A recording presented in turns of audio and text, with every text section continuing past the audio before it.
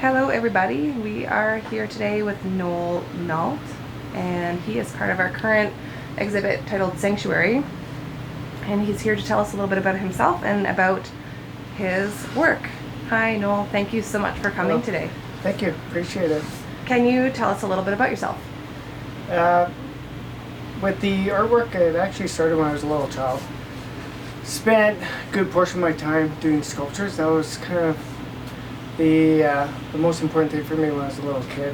So I started sculpting quite a bit, and then as I started getting older, I went through high school sculpting continuously. And then from there, I went to university, Concordia University, and then went into major in sculptures. So that was my biggest forte, was all of that. But then somewhere in between, I started getting exposed to black and white photography. And then I saw the darkroom. And then from there, I started seeing how they're using chemicals and how they're working with film, and then started creating like a two-dimensional artwork. And the closer I looked at it, I started liking the aspect of, it was kind of closer to pencil drawing. So I started looking at all the shades and tones and everything that was in there. And from there, it just instantly said, yeah, black and white, that's what I want to do. And I started getting to large format cameras, which for me, a lot of swings and tilts in there. So it allows me to manipulate the image to what I desire for my artwork. And I'd say after university, I did some exhibitions, and I actually majored in photography, fine art photography, rather than sculptures. I actually switched that over to minor. Still enjoyed it, but photography took over. And then for a couple of years, I actually went to commercial photography. Did that for a while. And that was before digital came into the world. And so used to film and everything that we had to do with it. That was my comfort zone. And then I guess in due time, I kind of pulled away from the arts to help with the family and raise 3 children. And from there, I guess in the last 4 or 5 years with the kids growing up, I started getting into my hobbies again. And I started with getting the camera, got that one from Japan, and then I jumped into building a studio with a darkroom. And then I started with just processing, taking some pictures as a nice little hobby. And then it started going to the next level. Mm-hmm. And then I was like, well, I got all this artwork, now I want to show it. Right. And then that's where you see now everything kind of evolved around it, and then now it's all standard process. It's my favorite. Jumping into process. Right now, I do staining in my negatives, so it's not normal process. So with that, I actually use special chemicals that are designed to actually give it a sepia tone on my negatives, okay, rather than your negative being natural black and white. And with that, it ends up bringing in like the nice little whitish textures. Okay. So a lot of times in photography, you see in the white clouds some texture missing and whatnot, or the water photography like you see here, where you get a lot of texture running inside the water. A lot of that comes in actually from using that kind of developer for my negatives, because I'm able to pull it in. And that's the same with the film themselves. They're individual. So right now, every photograph I take, I actually only take 2 shots per scene. Okay. So sometimes I could go there for 3 hours and not even take a picture. Wow.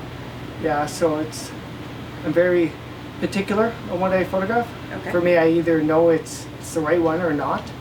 And that's through years of starting to understand your lighting and everything. You feel it when you look at the screen. You start to get that sense that, yeah, that's right for me, and that's when you take the photograph. I do too, because with negatives, it's not like digital where it's pristine all the time, so you have tendency where you might get some blemishes or some things that might not turn out.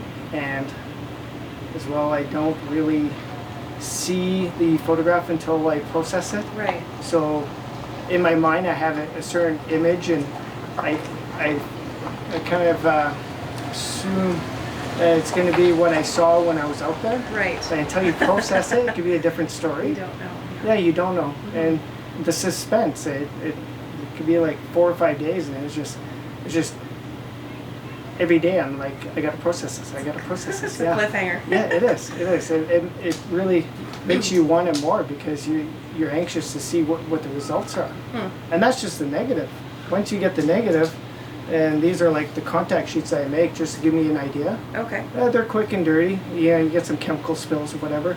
It's not anything where I have to make it really nice, but it gives me a guideline of which negative I'd really like to work with. Right. So once I know that my film, the exposure is good, everything turned out nice, and I see what I like this was the one for that one photograph that's inside this studio. Yeah. Then I start working in a darkroom. And then I do split processing. So I have like it's pretty much like a low contrast filter. And then from there I get in all my nice middle grays. So like, give you an example, like this is all soft grays in here. I don't know if I can see it that well. But I'll do like a low contrast process in here. Okay. And then what I'll do is I'll increase it in here with high contrast filters to get in the blacks. So that's where you start painting with light. So I push and pull everything. And believe it or not, I made a big cardboard and I got a pinhole like this big. Okay. And it's white on the top side, black on the back side, so the light doesn't reflect in the darkroom. Okay. And I could look at the image through the enlarger, and with the little pinhole, I could watch my image and I could start painting and pushing and pulling all my light as I process in the enlarger. And then it's trial and error because you gotta time it, and then I got a marker board telling me exactly my numbers and everything. Right. And then I process it, and then I see if it actually worked. Okay. So everything, you don't see anything. So you're doing the art without really looking at anything. Wow. Yeah, it's just pure blank white sheet. Your best case scenario, the timing, the whole works. And once it goes through a developer and a fixer, which is 20 minutes later, then you tell yourself, yeah, I'm happy with it, or I'm not. Okay. And then you go reassess, and you go back and redo it again. Wow. Some prints, I could say, like this one here, probably 3 to 4 days by the time I'm happy with it. With for one print. For one print in the darkroom, yeah. And then once I get the master one and I got all my calculations perfect and I'm happy with it, then I work on reproducing. And what I'm doing is I'm trying to have a limit of 10. Right. For many reasons. One of them is after 10, I think I'm satisfied printing that. I don't want to print that image anymore. It's like I'm done with that art. Right. I want to move on. So that's one reason why I do editions of 10. And as well, I think being, what would you call it, authentic? So there's a limit of how many are out there. So when people have them, they actually treat it as an art. Right, like a limited limited edition, yeah. So it makes people feel like there's something precious there as well. I do stamp them in the back with the archival ink and everything. This actually has my name and everything in the back, and I could show that in the back. Sure. So I don't know if you can see it that well in here. So right there, I use pencil all the time because pencil is very archival. And what I do is that sample is custom made. I had it ordered. So what I do is I give the negative number, so there's traceability on it. Okay. And then the print, the month that I actually printed it. And then from there I put down which edition number it is, and I also add a signature in the back. Nice. This is actually all museum grade 2-ply board. Okay. Yeah, and they're all cut in my studio right now.